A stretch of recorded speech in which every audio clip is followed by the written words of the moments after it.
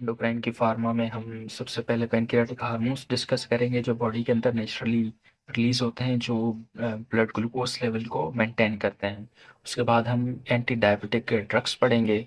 अब आते हैं पैनक्रियाटिक हार्मोन्स। मोस्टली हम दो तरह के हार्मोन्स ही डिस्कस करते हैं, एक ग्लूकेगॉन होता है, दूसरा इंसुलिन होता है।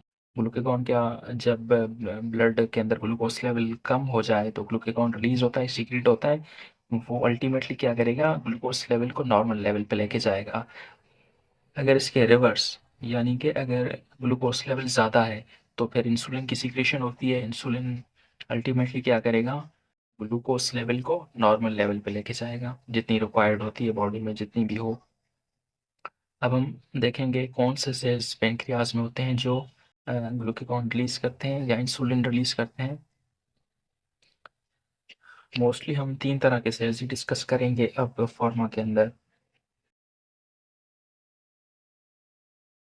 सबसे पहला होता होंगे अल्फा सेल्स, उसके बाद बीटा सेल्स, थर्ड नंबर पे होंगे डेल्टा सेल्स। अब अल्फा सेल्स होते हैं, ये रिलीज करते हैं ग्लूकेगॉन। कब रिलीज होता है, जब ग्लूकोज लेवल कम हो ब्लड के अंदर। फिर ये क्या करेगा, इंक्रीज करेगा ग्लूकोज लेवल को टू द नॉर्मल लेवल। उसके बाद beta cells, insulin secretion beta cells करते हैं। बीटा सेल्स इंसुलिन के साथ साथ ना एक मतलब अगर हम कहें को सिक्रीशन, वो होती है अमाइलिन की। Amylin is peptide hormone. वैसे इंसुलिन भी पेप्टाइड हार्मोन है, ग्लूकागॉन भी पेप्टाइड हार्मोन है। अमाइलिन, ये क्या, अमाइलिन का काम क्या होता है, ये मॉड्यूलेट करता है एपेटाइट को। नंबर थर्ड पे आते हैं हम डेल्टा सेल्स पे। ये रिलीज करते हैं सोमेटोस्टेटिन। सोमेटोस्टेटिन का काम क्या होता है, ये ग्लूकेगॉन एंड इंसुलिन की सीक्रेशन को इनहिबिट करते हैं। इनहिबिट यानी कि डिक्रीज करते हैं, इनहिबिट करेंगे। ये तीन तरह के सेल्स हो गए। अब हम वन बाय वन जो इनकी सीक्रेशंस हैं, जैसे अल्फा सेल्स की सीक्रेशन कौन सी है, ग्लूकेगॉन। तो ग्लूकेगॉन हम सेपरेटली डिस्कस करेंगे।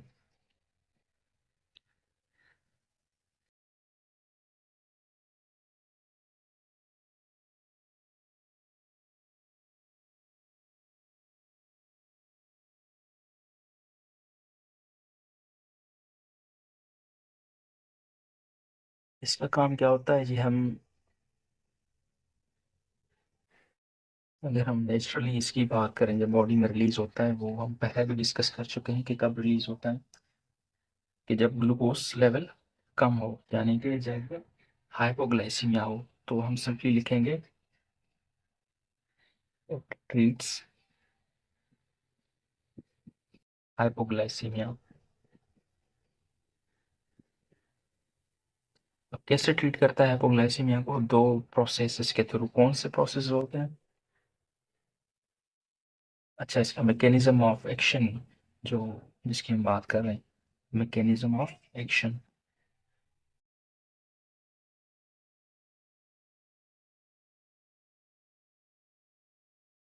वर्क्स दो तरह के प्रोसेसेस होते हैं,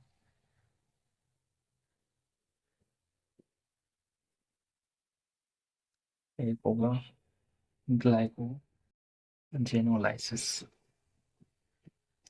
यानी कि जो ग्लाइकोजन स्टोरेज होती है उसको, ये ग्लाइकोजन को ब्रेक करेंगे और ग्लूकोज रिलीज होगा।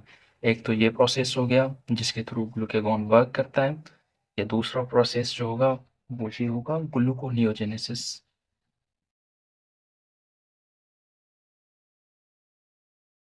यानी कि जो नॉन कार्बोहाइड्रेट सोर्सेज होते हैं उनसे न्यू शुगर्स का बनना, न्यू ग्लूकोज का बनना, इसको हम ग्लूकोनियोजेनेसिस कहते हैं। ये भी लिवर में होगा।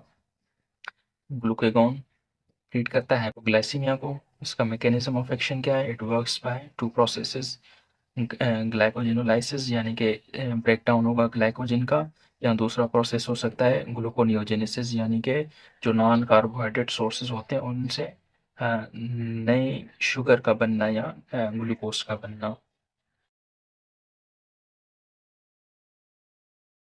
ये ग्लूकागॉन के बारे में बेसिक पॉइंट्स हैं। अब हम इसकी एक और इम्पोर्टेंट पॉइंट है जो बीटा ब्लॉकर्स की जो पॉइजनिंग होती है ये उसमें यूज़ होते हैं।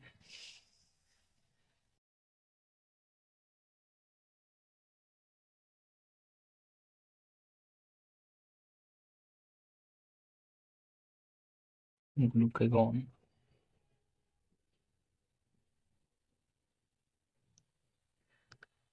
It's a drug of choice,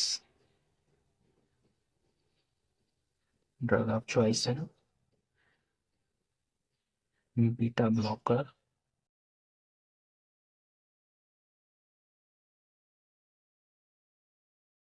poisoning. क्यों ड्रग ऑफ चॉइस है बीटा ब्लॉकर की पॉइजनिंग में? क्योंकि जब जब बीटा रिसेप्टर्स की ब्लॉकेज हो जाएगी पॉइजनिंग की वजह से, तो क्या होता है कि बीटा रिसेप्टर्स जो होते हैं वो काम नहीं करते हैं। जब वो बीटा रिसेप्टर्स काम नहीं करेंगे, ब्लॉक हो जाएंगे, तो हार्ट के अंदर क्या होगा, वो हार्ट डिप्रेस हो जाएगी, यानी कि ब्रेडिकार्डिया होगी। अब ब्रेडिकार्डिया होगी तो कॉन्ट्रैक्टिलिटी लो हो जाएगी। तो अगर ये बीटा रिसेप्टर्स काम नहीं कर रहे तो हम, क्योंकि ब्लॉकेज है उनकी पॉइजनिंग की वजह से, कि यानी कि बीटा ब्लॉकर्स का डोज किसी ने ज़्यादा ले लिया है तो उसकी पॉइजनिंग हो गई है, रिसेप्टर्स ब्लॉक हो गए, अब कॉन्ट्रैक्टिलिटी जो हार्ट की है वो कम हो गई है, ब्रेडिकार्डिया है। तो अब हम उसको अगर ट्रीट करेंगे, बीटा ब्लॉकर्स की जो पॉइजनिंग है उसमें हम उस मेथड में क्या देंगे, ग्लूकागॉन देंगे। अब ग्लूकागॉन क्या करेगा अंदर जाके, ये क्या करता है कि जो हार्ट पे जैसे ना बीटा रिसेप्टर्स मौजूद हैं, उसी तरह हार्ट पे ग्लूकागॉन रिसेप्टर्स भी मौजूद होते हैं। तो ये क्या करते हैं, ग्लूकागॉन फॉर सपोज हम ग्लूकागॉन देते हैं, तो ग्लूकागॉन में क्या होगा कि ये हार्ट पे जो रिसेप्टर्स होंगे अपने इसके ग्लूकागॉन को, ये जाके उनको स्टिमुलेट करेगा। अब जैसे स्टिमुलेट करेगा, स्टिमुलेशन के रिजल्ट में क्या होगा, सेकंड मैसेंजर जो बनते हैं सेल में, इनसाइड द सेल, कौन सा सेकंड मैसेंजर, साइक्लिक एएमपी, वो इंक्रीज हो जाएगा। जब वो इंक्रीज हो जाएगा तो क्या होगा, हार्ट स्टिमुलेट होगी, फिर कॉन्ट्रैक्टिलिटी होना स्टार्ट हो जाएगी। ये ग्लूकागॉन का एक तरीक़ेकार है कि बीटा ब्लॉकर पॉइजनिंग को ट्रीट करें। वो हमने डिस्कस किया कि कैसे ट्रीट करता है। क्या करेगा, रिसेप्टर्स को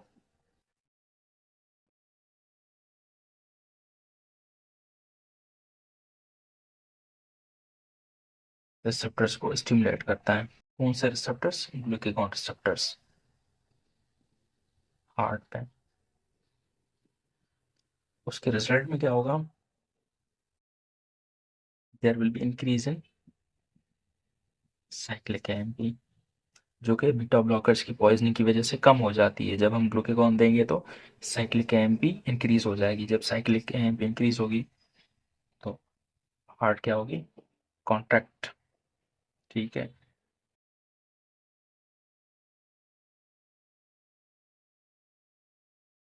कॉन्ट्रैक्टिलिटी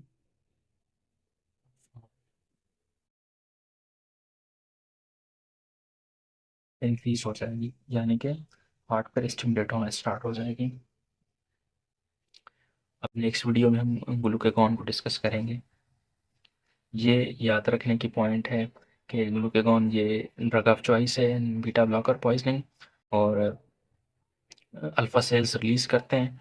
और ग्लूकागॉन जो होता है ये हाइपोग्लाइसीमिया को ट्रीट करता है। That's more than enough to remember to memorise.